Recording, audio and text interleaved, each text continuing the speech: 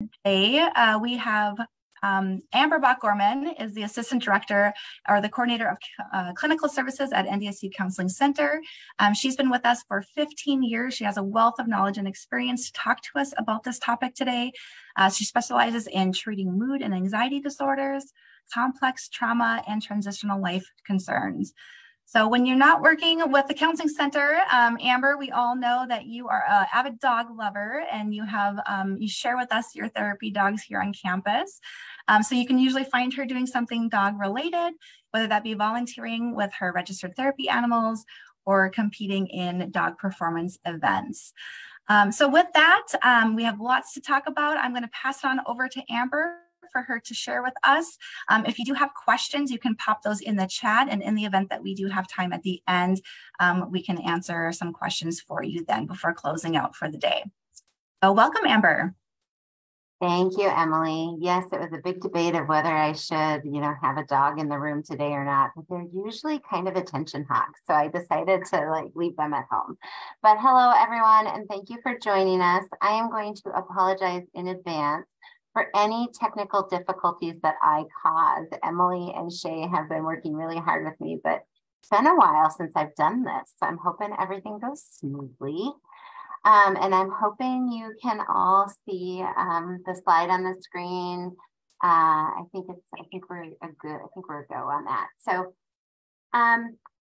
Emily and her crew asked me to speak a little bit about seasonal affective disorder. I think that the first thing that I want to say is that absolutely every one of us is affected by the seasonal components of living in the northern climate that we're in, whether it affects us to a clinical level, that may remain to be seen, and that's very individualized, but each one of us can probably note that there's a shift in our energy, or a shift in maybe what we crave for dinner at night, or just our energy to want to do things. I always laugh a little bit about how it's 8 o'clock somewhere and I feel like it's the middle of the night, and in the summer it's like 8 o'clock and I feel like there's 3 hours left for me to do things with. So we're going to talk a little bit about why that is, who among us may be at higher risk, how to kind of differentiate what might be a normal shift in mood during the long winter and what might be something that you might want to seek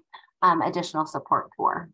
So, and I will definitely try and leave some questions for everyone at the end. So I think the first piece that I want to kind of talk about is really what exactly is seasonal affective disorder. And we've actually had some changes about the name.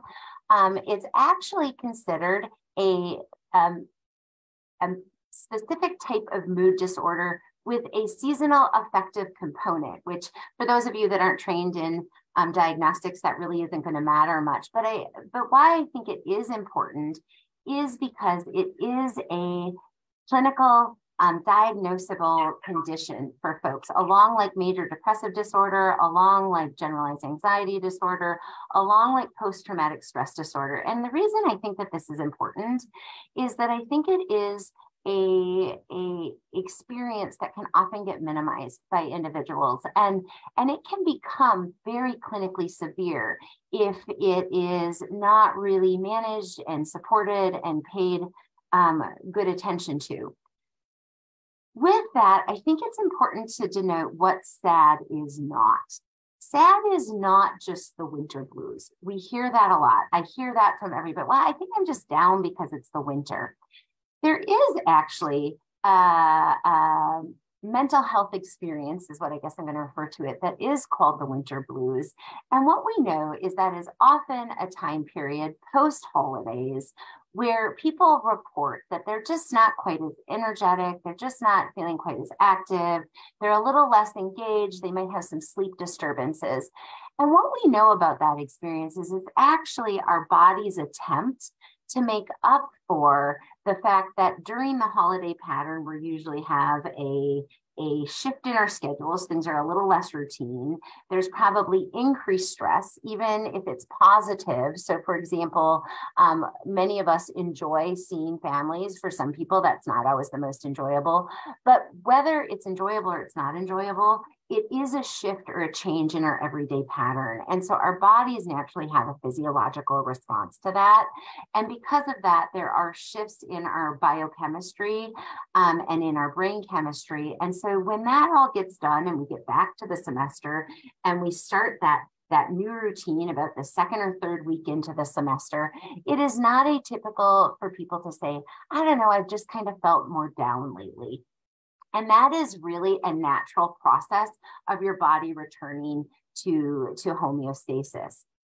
That is not what we're talking about today. Seasonal affective disorder, or the technical term, major depressive disorder with a seasonal pattern, is more complex and more severe than that. So I just want to make sure to make that differentiation. Another thing that I think is maybe unique that most people don't know is that seasonal affective disorder symptoms can be experienced both in the winter and in the summer months. And I think that really throws a lot of people off. They just assume that this is just a winter thing, but the presentation looks a little bit different. And we're going to talk about that as we progress through our conversation today. Seasonal affective disorder is pretty prevalent in the population, with a prevalence rate of about 5 to 10% of adults.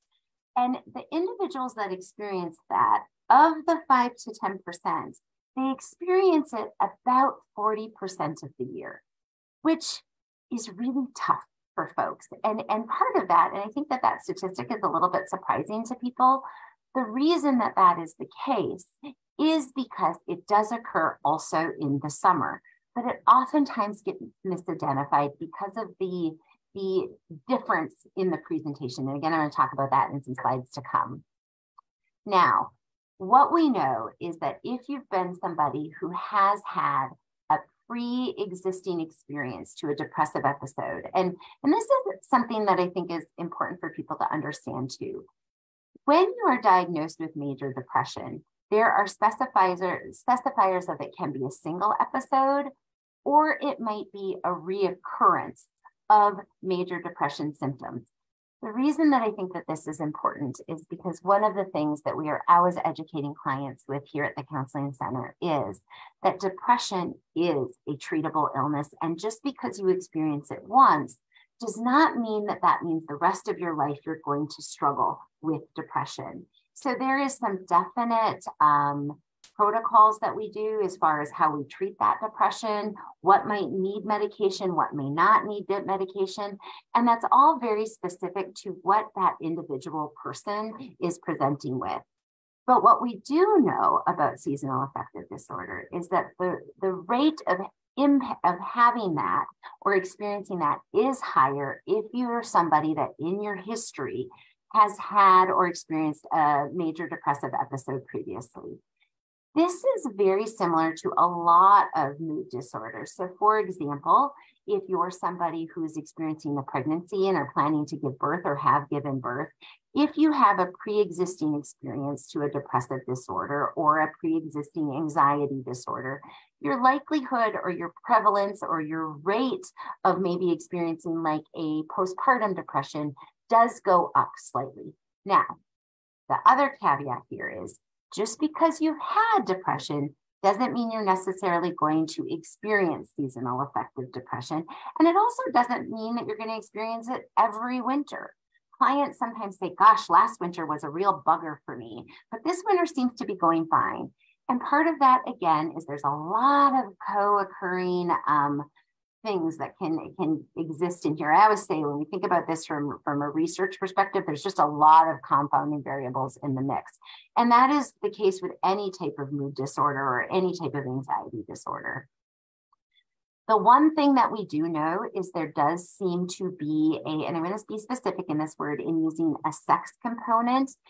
Biological women, people that identify biologically or anatomically as women, do tend to have a higher prevalence rate than individuals that identify biologically or identify as male in sex, okay? And so there's not a lot of research about why that is. Some of that could just simply be we might hear a little bit more often from women that they're having this experience. We do know that women tend to be a little bit more forthcoming in struggles. And there's a whole host of conversations that we could have about that, which is out of the purview of today. But we do see that seasonal affective disorder does seem to affect women a little bit more than it does men. I am going to work, and I'm hoping this video, I always get a little nervous when I put a video into a PowerPoint, but they did such a nice job of describing seasonal affective disorder from the Mayo Clinic. I wanted to give everybody an opportunity just to take a look at this. Seasonal affective disorder, or SAD, is a topic you may have heard about this time of year. But what is it exactly? Is it a real medical condition, and can you do anything to alleviate the symptoms of the disorder? Hi, I'm Dr. Thea Stagar with Mayo Clinic Health System. First off, seasonal affective disorder is a variation in mood related to the season. It actually is considered a subtype of depression. It's important to point out there are actually two types of seasonal affective disorder: fall-winter onset and spring-summer onset. The one you most likely heard about is during the winter, with symptoms typically appearing in early fall to early winter and improving usually in the spring. Here are the symptoms of fall-winter seasonal affective disorder. Many are similar to depression and may include a change in mood, reduced energy levels, changes in sleep, typically the need for more sleep. People with a SAD may also withdraw from people and activities that they enjoy. They may also suffer aches and pains. Many notice an increase in appetite for food cravings like carbohydrates, and not surprising, many report weight gain. So how many people are we talking about? Estimates vary, but up to 10% of primary care patients will report symptoms to their doctors. For those with a known history of depression, the number is higher, roughly 15%. Seasonal affective disorder rates are higher in the northern states when compared to the southern states. One theory of what causes seasonal affective disorder has to do with light, or rather the lack of light during winter months. It's believed our body's circadian rhythm, or internal clock, can get out of balance during the winter months when there is less daylight. We also know that serotonin levels play a role in depression. Many people with SAD have a decrease in serotonin. It so happens there's a natural change in serotonin in our brains between winter and summer months. So if you're diagnosed with SAD, what can you do to feel better? Medications to increase serotonin is one option. Vitamin D supplements, regular exercise, especially aerobic, and good sleep hygiene can also help. That means turning off all technology at least 1 hour before going to bed, eliminating long naps, and keeping regular sleeping and waking times, even on the weekends. Another option is light therapy. Most patients with seasonal affective disorder or underlying depression or bipolar disease that worsen in the winter will respond well to increased light exposure. You may see benefits from walking outdoors every day for 30 minutes on a sunny day, or up to 2 hours on a cloudy day. However, the reality is most of us do not have time to walk 2 hours a day, and we work in offices with indoor lighting. A light box or lamp is helpful for many with SAD, and something I use myself. When looking for a light box, check for a lux rating. Look for one that is 10,000 lux. You only need to use the lamp for 30 to 60 minutes in the morning. If you use it too long, it can actually make it harder for you to fall asleep. It's important to use the light shortly after waking and around the same time each day for the most benefit. Be careful not to position the light too close to your face or stare directly into the light, and always follow the manufacturer's instructions. I use my light box every day in the morning, and yes, I work in a windowless office. Typically, many people see improvement in their symptoms in just 1 to 4 weeks with consistent light use. There are many models and sizes of these lamps, so take the time to research and find the one that's best for you. Finally, for those of you who have a hard time getting up during the dark winter mornings, a dawn simulator is another item you may want to check out. A dawn simulator is an alarm clock with a light that gets progressively brighter 30 to 60 minutes before the alarm goes off. Just like a light box, there are many different styles available on the market.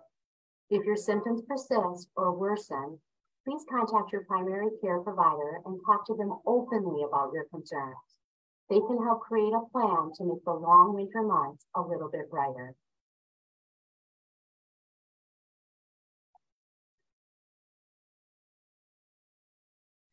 So I just want to take some time and kind of hit some of the high points of that video. They just do such a nice, concise job. And better than the Mayo Clinic to talk with us about this. But just a brief, you'll see on your screen that there's a brief list of symptomology.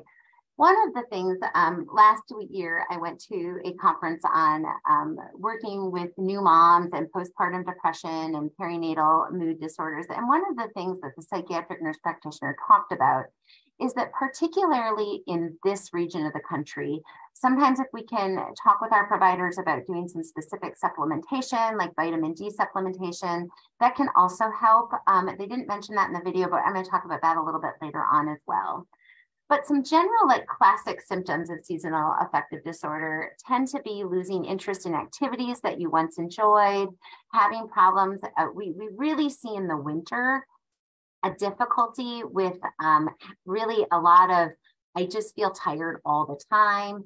And the difficulty with this is that people tend to oversleep at times. And then the more that they do that, or they take long naps during the day, it really disrupts their natural sleep cycles. And we end up getting into all types of challenges. And probably if you were to interview a lot of the students that come through the counseling center door, almost every student, we talk about good sleep hygiene and the difficulty of napping and what appropriate napping is versus, I always say napping is not 2 to 3 hours. And they always act pretty shocked when I say that. And it is really hard for them because oftentimes their sleep routine has been disrupted, sometimes because of something like seasonal affective disorder. This becomes a really big concern for us as a learning institution because we also see a great deal of concentration impacts associated with seasonal affective disorder. Again, if we're overtired or we're not getting the right rest or we're not nourishing our bodies because we're craving more sugar, we're craving more simple carbohydrates, or we just aren't feeling real great and engaged in life, that's going to impact our ability to be ready to learn, to attend class, to be able to receive the information that we want.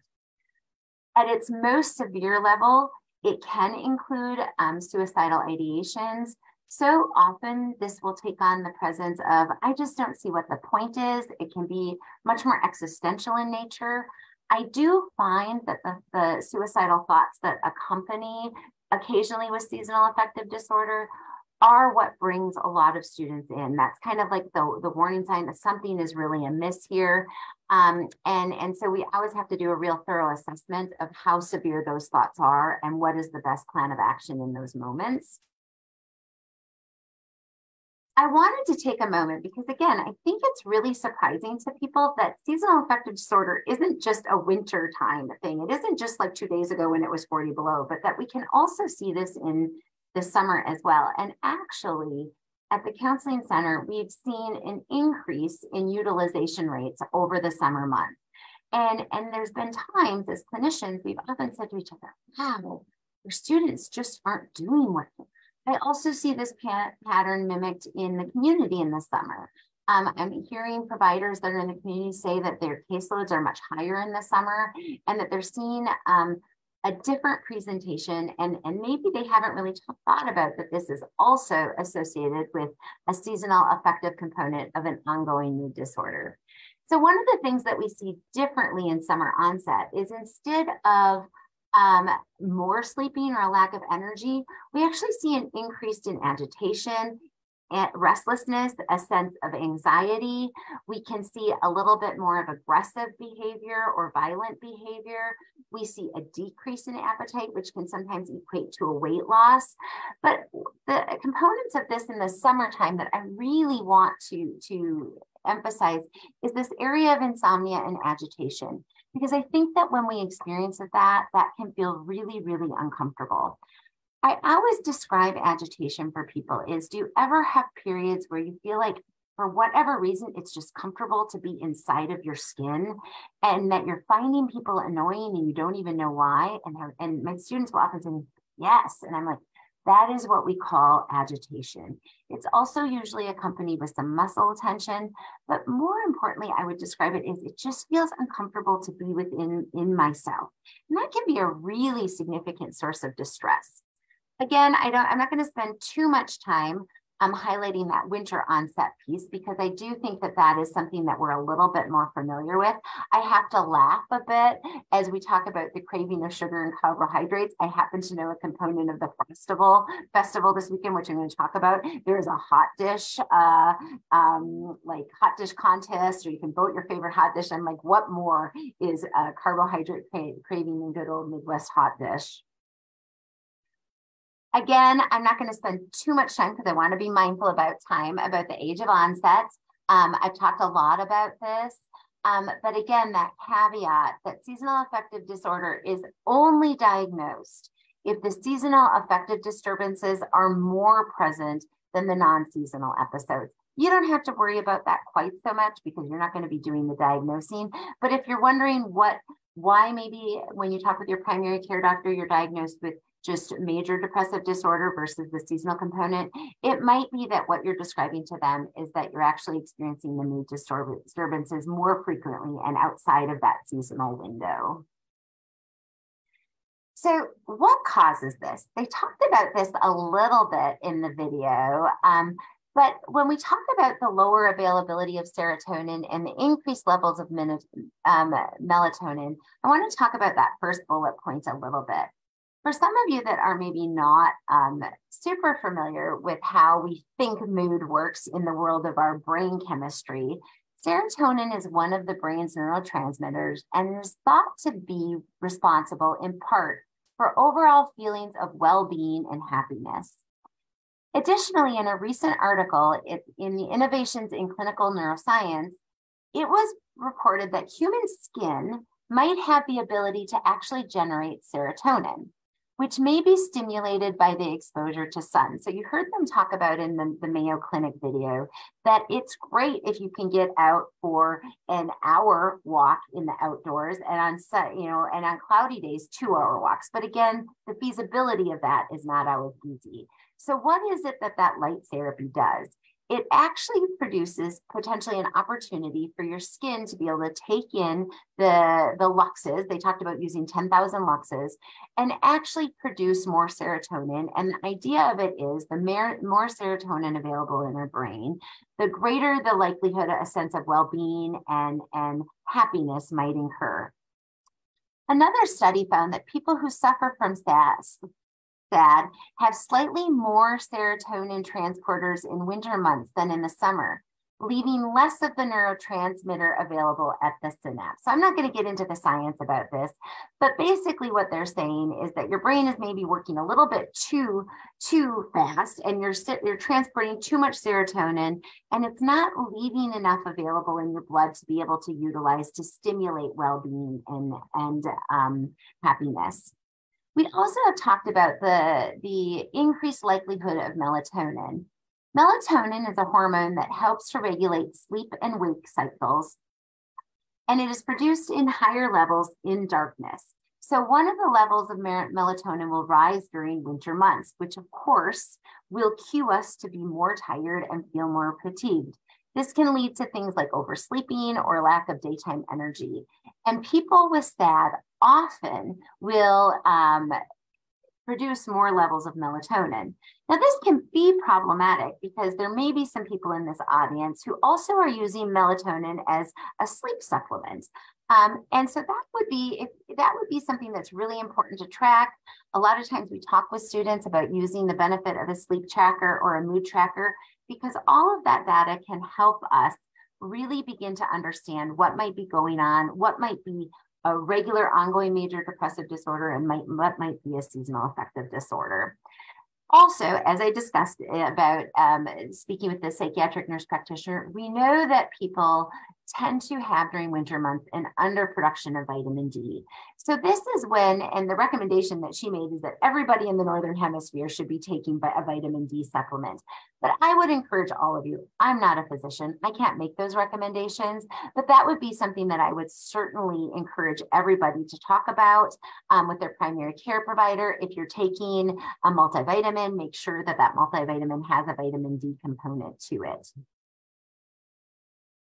One of the things that we also see that can be a complicating factor is that 11 to 50% of people diagnosed with SAD also meet criteria for bipolar disorder.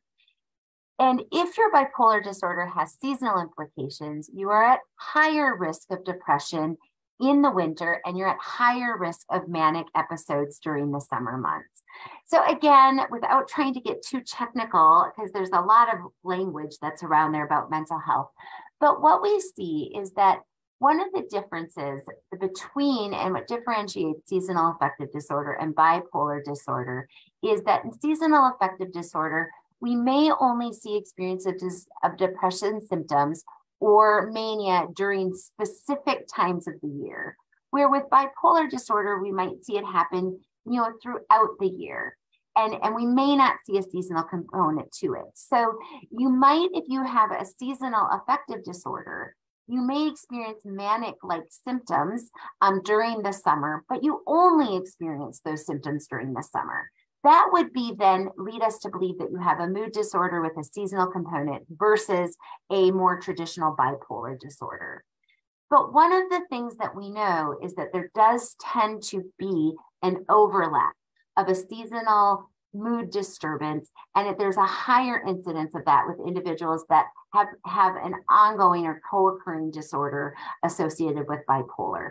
Again, this is something that I would encourage you, if you're seeking mental health services or you're wondering more about, talking with your counselor further about this, or also talking with your primary care provider. We also see a high level of substance abuse disorders among those that struggle with a seasonal affective component. So 50% of all people who struggle with mental health disorders will experience a substance use disorder at one point. And this tends to result as a self-medicating component. So for example, a lack of energy that we see on the winter onset associated with seasonal affective disorder may lend people to crave or utilize at a greater rate or abuse stimulants. We also may see, because when we talk about that, I just feel like I don't have as much energy, I don't get as much enjoyment, I just feel like maybe life feels a little bit more hopeless, or I feel more listless. That's just not a generally great way to feel. So then we also see a stronger use of alcohol that may be used to numb some of these mood disturbances. We also see that at the summer months, because if you're feeling really agitated, if you're feeling really anxious, you may be trying to curb some of those physiological experiences through the use of different substances that are not prescribed to you. So the treatments of seasonal affective disorder, we talked about light therapy. The good news is the Counseling Center has a number of light boxes that are available to our students to check out. We typically check them out for about 2 weeks at a time. You can get a sense of if you feel like they're helpful, if you can work to develop them into their habit, then you can return them and you can work to purchase one on your own. They're really not very expensive. They run about $30. You can buy them at Swanson Health Products. You can order them off Amazon. For those of you that might have a health savings account or might have a flex spending account, oftentimes those services will cover the expense of them because they are considered a medical equipment. So I always encourage students to talk with their parents. I always encourage graduate students who maybe carry their own insurance or faculty or staff to look into what some of the resources that they might have to support that. Again, walking outdoors. We do work with this from a counseling perspective. A lot of times that looks like practicing stress management skills, how really using some CBT to combat some self-defeating thoughts, and working up on what we call therapeutic lifestyle factors, which if you haven't heard that term, therapeutic lifestyles are really looking at how are we taking care of our bodies, how much sleep are we getting, how are we nourishing our bodies, what is our social connections looking like. When you think about the overarching wheels of wellness and all the different dimensions, we look at all of those, and then we talk about what are some strategies that we can work to implement to really booster all of those to build that resiliency. In times when things are feeling really severe, we might recommend, or your primary care doctor might recommend, antidepressant medication. Again, the idea is we're trying to restore the balance in that brain. That doesn't mean that you necessarily have to be on the medications for a long term, but there is some research to say that being on them from 6 months to a year might actually help build some resiliency to not experience such severe symptoms later on.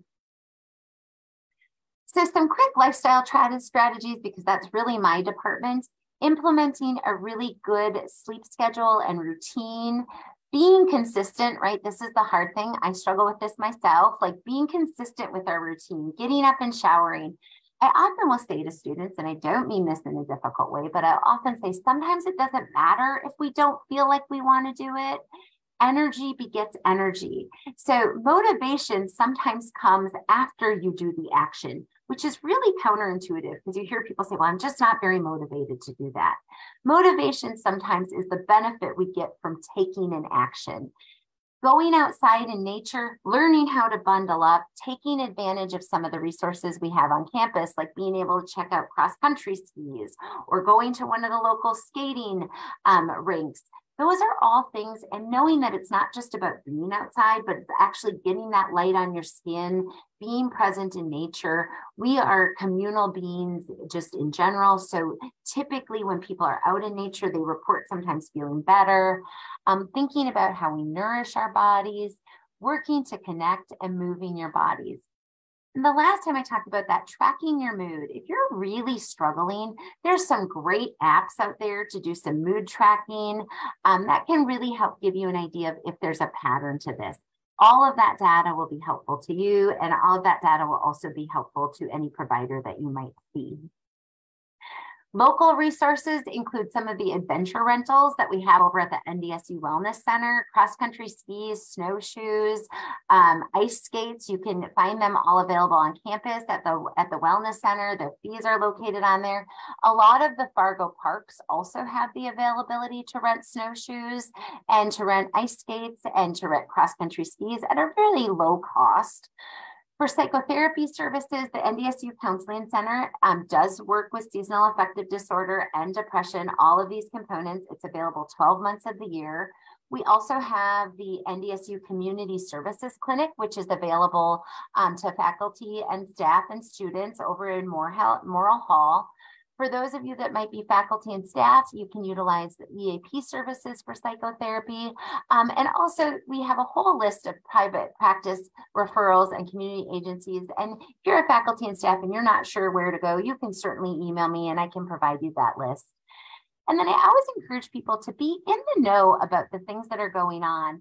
We have a great energy to try and embrace winter here in Fargo. We have Frostival that runs from January 14th to February 25th. I don't know if my link will come up here. Maybe it will. I don't know if that's going to work or not. But if you go to, maybe you guys can see that, I'm not sure. But you can see there's a whole list of events of what they're doing in the Fargo-Moorhead community when they're doing it. It's a great resource for folks. So I think I maybe even went a little over time. I was worried I wouldn't have enough information. So I don't know if we have time for questions. I'll let Emily decide that. But if not, please feel free to reach out and email me at the Counseling Center or anybody else. Thank you so much, Amber, for all the awesome information. I'm happy you made yourself available. If there are any questions, we are over time. If you want to hang out and ask Amber a question or two, maybe you certainly can if you have time. But we just want to thank you all for joining us today. Be on the lookout for any upcoming sessions that we do have for our Think series. We will be sharing some information so you can plot those on your calendars. But I will tease you with the next session is on February 22nd. From 12:30 to 1, we're going to have an unthink session that is focused on progressive muscle relaxation. So we're trying to bring all sorts of different well-being, wellness-related topics to you. If you have any ideas that you'd like to see that we're not providing, feel free to bring it to my attention and we'll be happy to add it to the calendar. Thank you again, Amber. Thank you all for joining and hope everyone enjoys the rest of their day. And I'm happy to stay on, Emily, if anybody has any questions for a little bit. So I have a question. So since you were discussing about the vitamin D would help, so what dosage of the vitamin D is must if considering we are taking the vitamin D in the dairy products as well that we use every day, like the milk or other stuff, right? Is there a particular dosage that we have to consider taking? That would be something that I would refer you back to your primary care doctor to see, based on, I don't know what supplementation you're taking, and they would be able to make recommendations about what they think might be the best. And they are more well-versed to do that than I am because that's along that medication realm. It's a bit out of my scope. Typically, I just let my clients say, and I just encourage them to make sure to check with their primary care doctor anytime they're adding something new to the mix, particularly if they are on any other type of supplement or any other type of medication.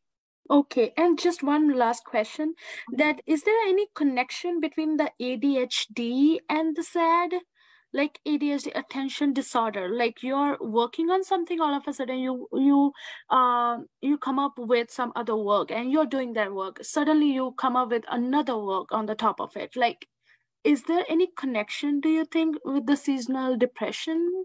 Well, as I talked about earlier in the presentation, we do see when you get the brain chemistry shifts, we do see that there might be attentional difficulties. Now, it's hard to know. Are the attention difficulties because we have a brain that works differently associated with ADHD? We know that the neurotransmitter and the firing of that is a little bit different, right? The way that brain takes in information and does information, but then how seasonal affective disorder kind of layers on top of that.